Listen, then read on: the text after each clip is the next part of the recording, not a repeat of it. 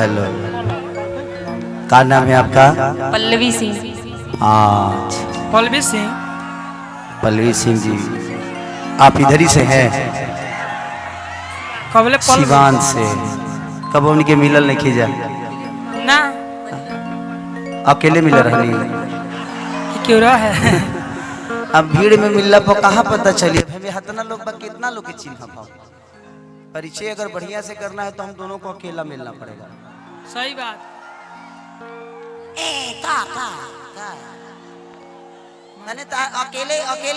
अकेले मिलने के बाद एक को काम होला ना? वही जानबे कर। और भी तो काम होला कि ना होला? अकेले मिलने के बाद ही हमारे लिए हम ही कर ले नंबर, एक दूसरे से बतिया जा ना, माने बतियाते बतियाते न कुछ होला।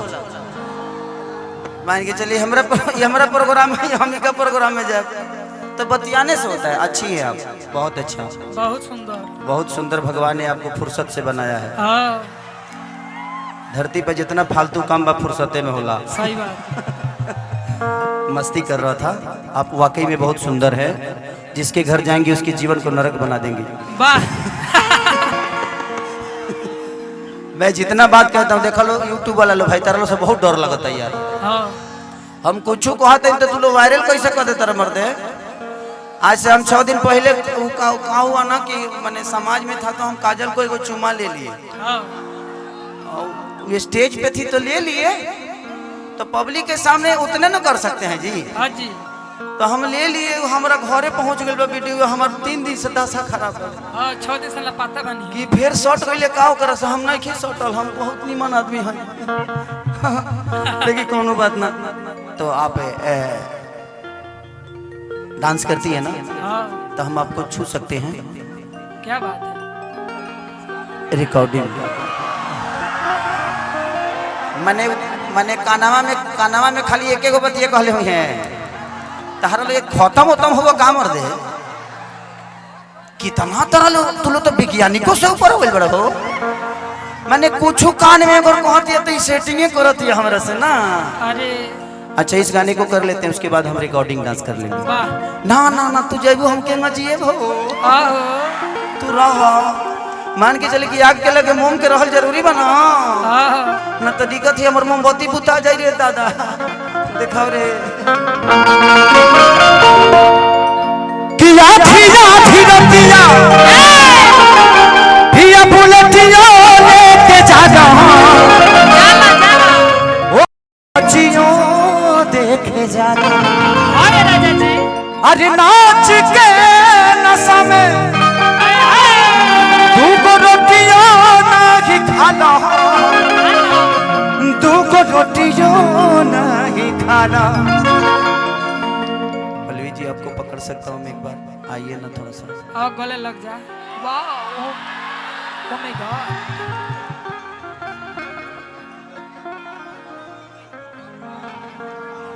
वाह।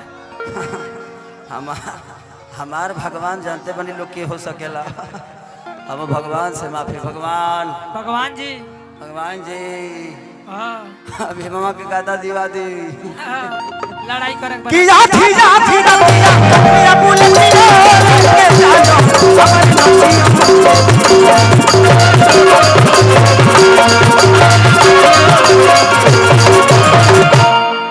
कि नाच के नशा में। हम कलाकार हैं और आप सबके मनोरंजन के लिए कुछ बोलता हूं तो सिर्फ आपके हंसने और बोलने के लिए बोलता हूं।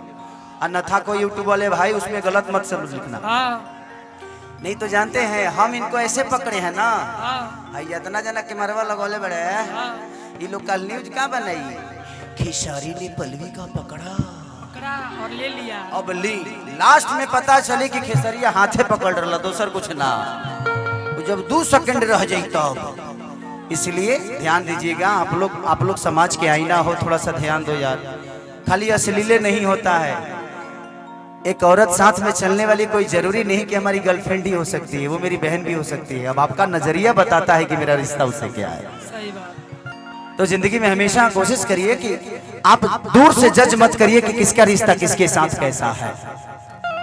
एक पत्नी भी जब मार्केट में जाती हो तो बहन के रूप में ही जाती है। अब महाराज ये तो ओकरा के मार्केट में चुमा ना ले जाई, हाँ ओकरा खातिर घर बनावल बा। लेकिन जब वो बिना हाथ के खाना खियावे ले न तो एगो माई के रूप में होले, बोले और जब वह बिस्तर पावे ले तो एगो पत्नी के भी धर्म निभावे ले। तो कोशिश करिए कि आप अपने हिसाब से अपनी चीजों को क्लियर रखिए। जुबान ही इंसान को बड़ा बनाता है और जुबान ही इंसान को छोटा बनाता है। प्रवचन करने वाला हर आदमी सुरक्षित नहीं है, ना तो 2-3 जना जेल में ना गए रहते हैं। तो आप विश्वास खुद पे करिए, जिंदगी का बहुत बड़ा मोड़ है। कोई जरूरी नहीं कि आप कलाकारी क्षेत्र में ही अपने आप को बड़ा कर सकते हैं। लोग डीएसपी बन के भी अपने नाम को बड़ा करता है ना, लोग डीएम बन के अपने नाम को राज्य का बड़ा करता है ना। तो आप जिस विधा में रहिए, जहां भी रहिए, अपने ईमानदारी से काम करिए, जीवन ऐसे ही चलता रहेगा। माँ बाप का सेवा करते रहिए, उससे बड़ा इस धरती पे ना कोई मंदिर है और ना ही कोई मस्जिद है। मुझे लगता है सुबह सुबह उठिए तो एक माँ को जरूर कॉल करिए, उसके दुआओं में रहिएगा तो हमेशा ध्यान देंगे। बॉडी दिखाई, ओकरा बाद कहबा कि भैया तनी हई थइयो दिखा दो। हाँ हां तो ओकरा में तू हमरा के ई बताबे जे तू हमरा के गावे खातिर बोलले बड़ा कि लॉन्गटे करे खातिर। गजब खत्म बड़ा भाई। हम इंसान 6 पैक सिक्स पैक देखिए। बाय आ कि आधी आधी रतिया पिया मुझे जियो के दाना ओ करी नची जो के दाना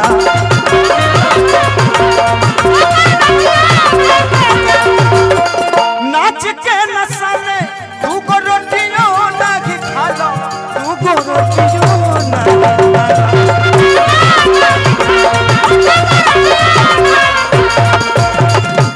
अरे कि चाहे पिया कमाई कुल्ही उड़ाई रे गइला तो टूट जाही राजा जी, हाँ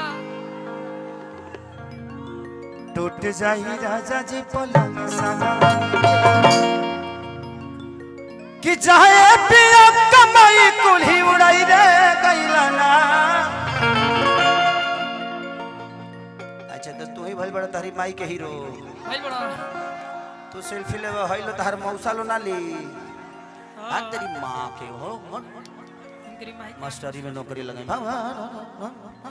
अब आए जो 6 महीना का अंदर जो भग हाँ चलिए कलिया बाद में।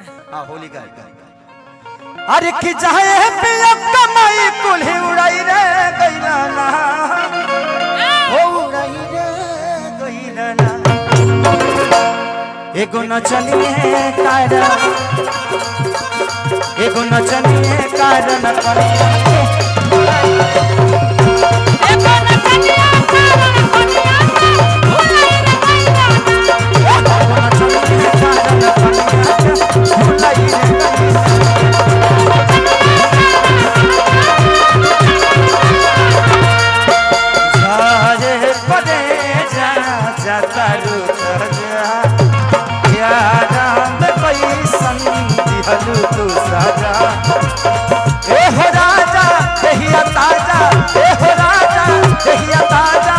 लगे आई ना तो पहला फिर गई। जिया जिया जिया हो जिया जिया एक पल भी जिया तो जिया जिया जवानी हमर चूस गई। जिया जिया जवानी हमर चूस गई। एगो नचनिए तारा पानिया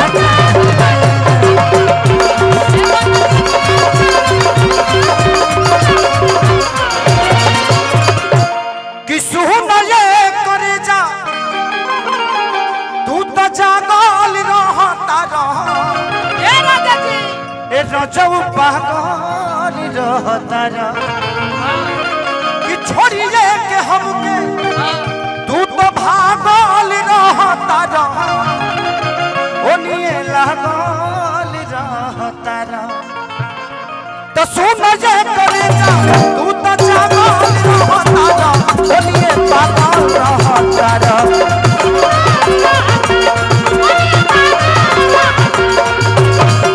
हमरा के छोड़ी तू तो लागल रहता रह रजऊ भागल रहता।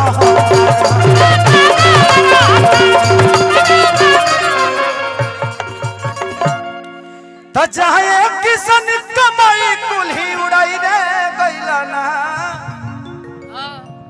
तो चाहे किसन खेसारी के परी कई रे गईला हो परी कई रे गईला